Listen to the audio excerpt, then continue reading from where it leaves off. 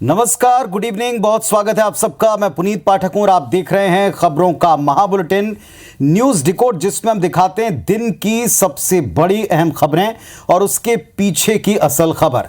दिन की सबसे बड़ी खबरों से हम शुरुआत करते हैं। आज की शुरुआत दमोह में एक निजी स्कूल में ड्रेस कोड के नाम पर हिंदू लड़कियों को हिजाब पहनाने का मामला सामने आते ही बवाल मच गया। पूरी खबर देख लें, फिर डिकोड करते हैं।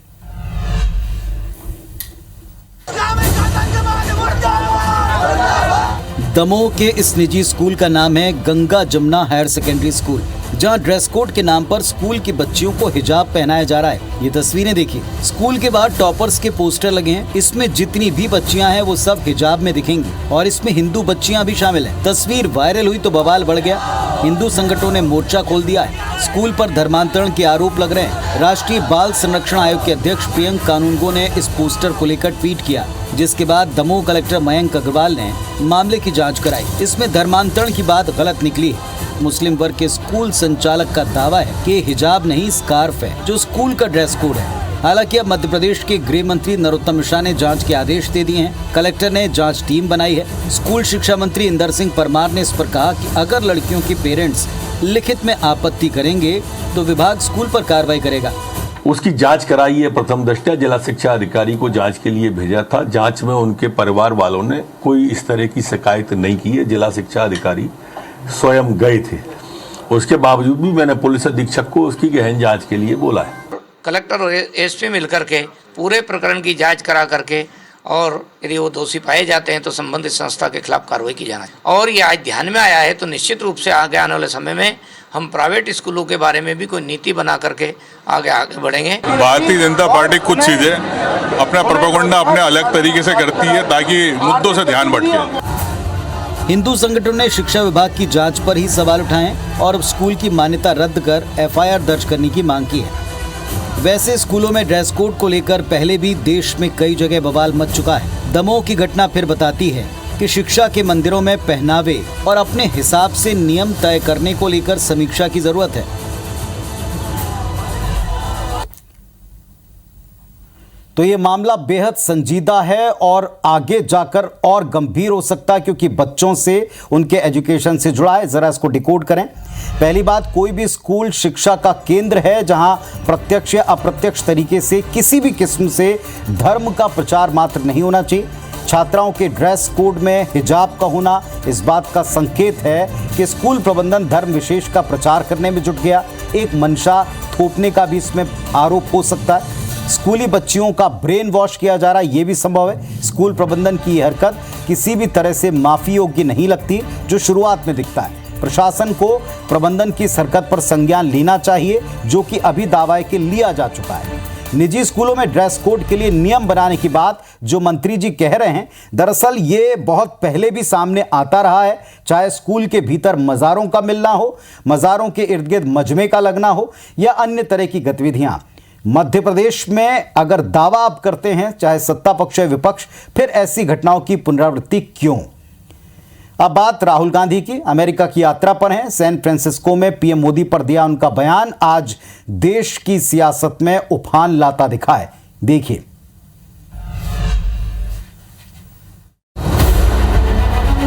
कांग्रेस नेता राहुल गांधी इन दिनों अमेरिका की यात्रा पर हैं। राहुल गांधी यात्रा के दौरान सैन फ्रांसिस्को के बाद वॉशिंगटन डीसी और फिर न्यूयॉर्क भी जाएंगे। कांग्रेस नेता राहुल गांधी ने अपनी अमेरिकी यात्रा के दौरान प्रधानमंत्री नरेंद्र मोदी, बीजेपी और आरएसएस को फिर निशाने पर लिया। अमेरिका के सैन फ्रांसिस्को में भारतीय मूल के लोगों को संबोधित करते हुए राहुल गांधी ने कहा कि अगर आप मोदी जी को भगवान के बगल में बिठा दें तो मोदी जी भगवान को ये समझाने लगेंगे कि ब्रह्मांड कैसे काम करता है। भगवान भी भ्रमित हो जाएंगे, मैंने क्या बनाया है। ये मजेदार बातें हैं, लेकिन यही हो रहा है।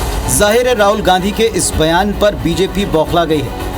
राहुल गांधी जी की हर विदेश यात्रा भारत का अपमान करने में कहीं पीछे नहीं रहती और इस बार की प्रायोजित ये विदेश यात्रा भी उसी दिशा में है जहां वो अपमान तो प्रधानमंत्री मोदी जी का करना चाहते हैं, लेकिन अंत में देश का अपमान करने से नहीं है। वहीं दूसरी तरफ कांग्रेस पार्टी पुरजोर तरीके से राहुल के बयान के समर्थन में जुट गई। मेरा सबसे बड़ा तो इशू ये है कि सबसे बड़ा अपमान सनातन धर्म हिंदू धर्म का किया है तो नरेंद्र मोदी जी ने किया है। जो बजरंग बली की तुलना जो बजरंग दल से कर दी, जो तस्करी कर रहे हैं। वैसे ये पहली बार नहीं हुआ जब राहुल गांधी ने विदेश की धरती पर प्रधानमंत्री मोदी या केंद्र सरकार की आलोचना की हो।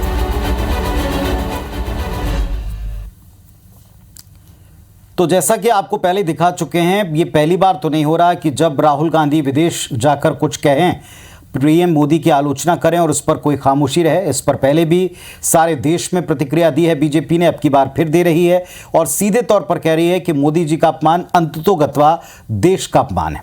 क्या वास्तव में ऐसा है? जरा इसको डिकोड करते हैं। भारत एक लोकतांत्रिक देश है और दुनिया के सबसे मजबूत लोकतंत्र में से एक है। यहाँ ये अधिकार है प्रत्येक नागरिक को, जिसे आप फ्रीडम ऑफ एक्सप्रेशन या स्पीच कहते हैं, आप बोल सकते हैं। अगर राहुल गांधी देश में या विदेश की धरती पर केंद्र सरकार की, प्रधानमंत्री मोदी की नीतियों की आलोचना करते हैं तो ये नागरिक के नाते उनका अधिकार बनता है। सियासत में विरोधियों की नीतियों की समीक्षा या आलोचना करना आम सी बात है। साथ ही कांग्रेस का ये तर्क है कि मोदी जी की आलोचना किसी भी तरह से देश की आलोचना नहीं है। दूसरी बात, प्रधानमंत्री मोदी जब जब विदेश विजिट पर गए हैं, अक्सर बीते शासनकाल की, पिछली सरकारों की, कांग्रेस की नीतियों की जमकर निंदा और सवाल उठाकर आए। ऐसे में बीजेपी के पास क्या ये नैतिक अधिकार है कि वे भी राहुल गांधी के बयानों पर इस तरह आपत्ति उठाकर उसे देश का अपमान बताएं? ये कांग्रेस पार्टी सवाल बार बार पूछ रही है। राहुल गांधी विपक्ष के नेता हैं, अपनी बात वो कहीं भी रख सकते हैं। ये बात अलग है कि हर नेता को, हर पक्ष को ये सोचना चाहिए कि वो किस मंच पर देश के किस मुद्दे या दल पर सवाल उठा रहा है, उसका प्रभाव क्या होगा, इसका लॉन्ग टाइम इफेक्ट क्या होगा। ये जिम्मेदारी हर पक्ष की है, हर नेता की।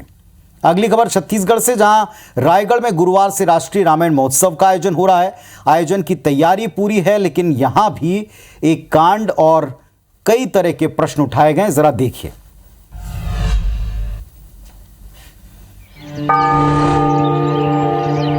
राम का नाम भारतीय राजनीति के केंद्र में है। छत्तीसगढ़ के रायगढ़ में गुरुवार से राष्ट्रीय रामायण महोत्सव शुरू होने वाला है। इस आयोजन को भूपेश सरकार अपनी एक बड़ी उपलब्धि बता रही है। आयोजन की पूरी तैयारी हो चुकी है और भूपेश सरकार के इस सॉफ्ट हिंदुत्व के कार्ड से बीजेपी परेशान दिखती है। अपने बयानों से चर्चा में रहने वाले पूर्व मंत्री और बीजेपी विधायक अजय चंद्राकर रामायण के अरण्य कांड के जरिए राक्षसों का वध याद दिलाकर कांग्रेस पर हमला बोल रहे हैं।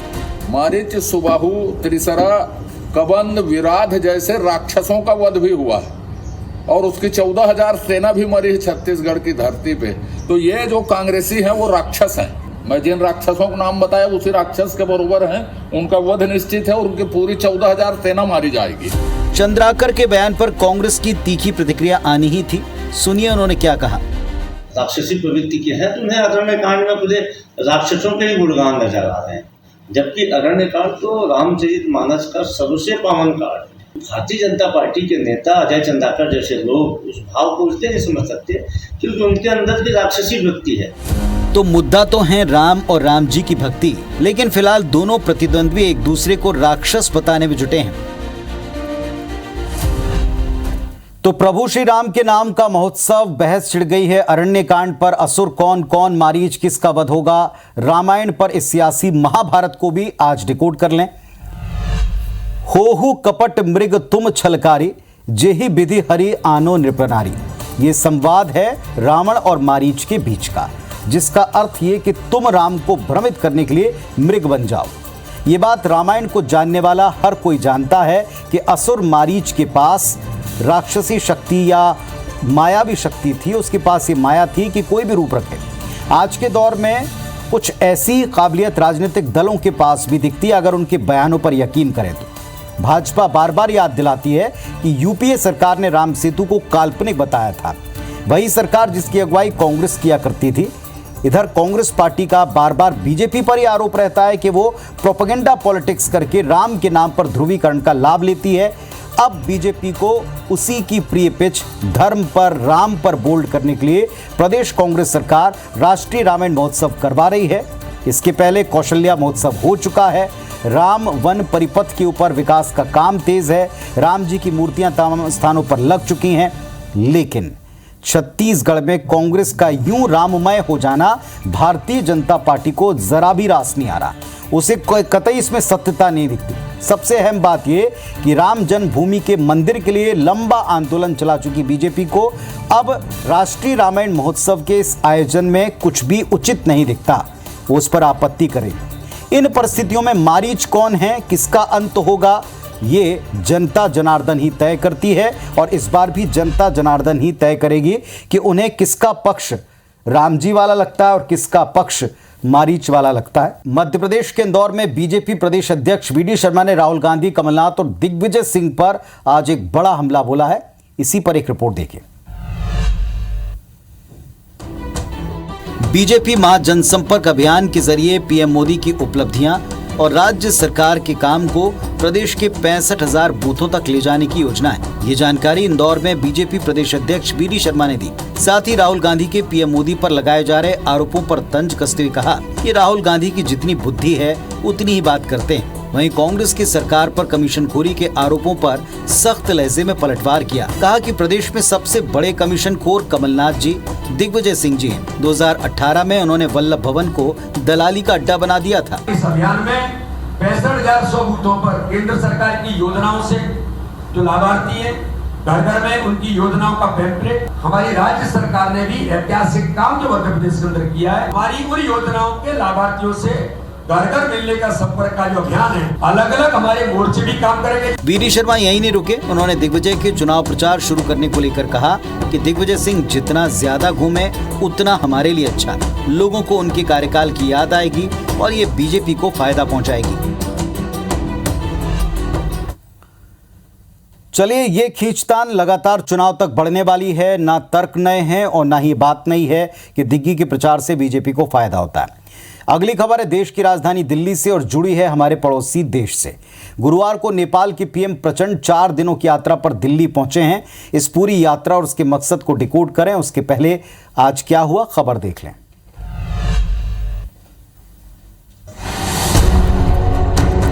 हंसते मुस्कुराते हाथ हिलाकर अभिवादन स्वीकार करते ये है नेपाल के पीएम पुष्प कमल दहल प्रचंड, जो गुरुवार को दिल्ली पहुंचे।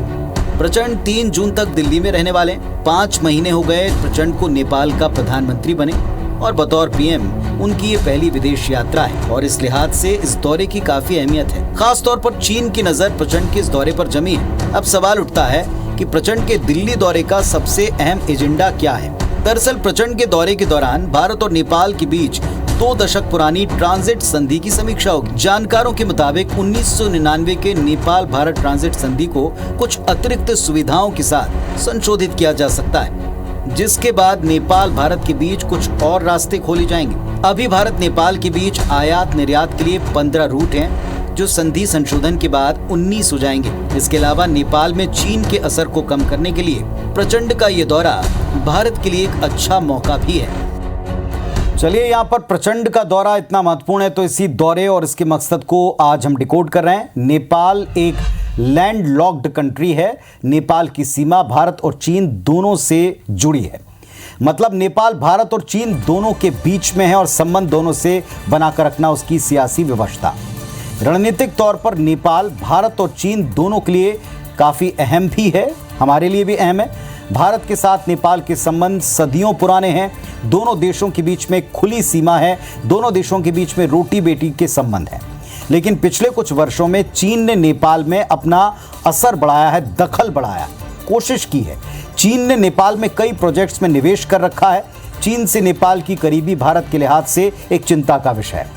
प्रचंड प्रधानमंत्री बनने के बाद अपने पहले विदेश दौरे पर भारत आए। इसका एक कूटनीतिक संदेश है कि प्रचंड दरअसल ये जताना चाहते हैं कि उनके लिए भारत ज्यादा महत्वपूर्ण है। बहरहाल नेपाल चीन के बीच में कुछ मुद्दों पर मतभेद हैं, जैसे काला पानी चेक पोस्ट और नक्शा विवाद, नेपाल भारत सीमा समस्या। क्या इन पर समाधान की तरफ जाया जाएगा? क्या उसकी शुरुआत यहां से होगी? इस पर जाहिर तौर पर हमारे साथ साथ चीन की ज्यादा पैनी नजर आएगी। आज के रिकॉर्ड में बस इतना ही। खबरों और उसके अपडेट्स के लिए IBS 24 देखें। अपना और परिवार का अच्छे से ख्याल रखें। नमस्कार, शुभ रात्रि।